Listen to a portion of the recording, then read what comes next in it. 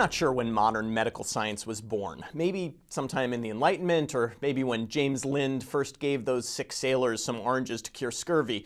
But peer review, that most venerable and feared practice, is a much more modern institution.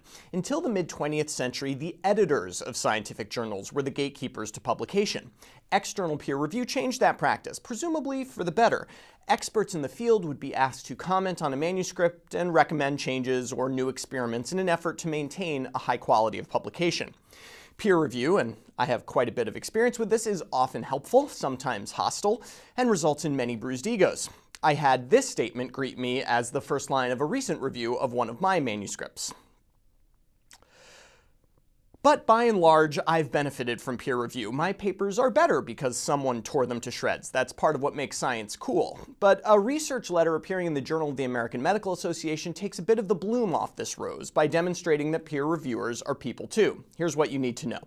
There's a journal called Clinical Orthopedics and Related Research, which is a respectable repository of ortho studies. That journal engages in both single-blind and double-blind peer review. Single-blind is the standard. The peer reviewers know who wrote the paper, but the authors don't know who did the peer review. This prevents hurt feelings and drinks in people's faces at academic conferences. Double-blind review means the peer reviewers don't know who the authors are either. The science stands on its own.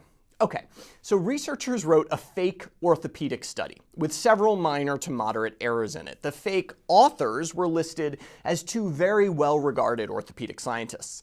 Some peer reviewers were randomly assigned to a single-blind review, another group to double-blind review. What do you think the acceptance rates were like? You got it. When the reviewers knew who the authors were, the acceptance rate was 87%.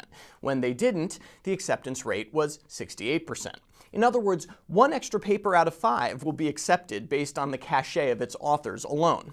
Now, as an author with very little cachet, this should upset me, but I have trouble getting angry about this. The thing is, maybe a well-established researcher with a long track record of quality scholarly research should get a bit of a bonus in terms of acceptance rates. See, there's a lot of stuff that never makes it into a paper. Things like the quality of the assays performed in the lab, the experience of the technicians, and so on.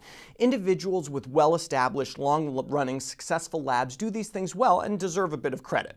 But hey, if you want to level the playing field, you can let the young upstarts like me get away with a major revision instead of an outright rejection on that first round. It seems fair to me, but I'm not sure how Reviewer 3 will feel about it. For MedPage Today, I'm Perry Wilson.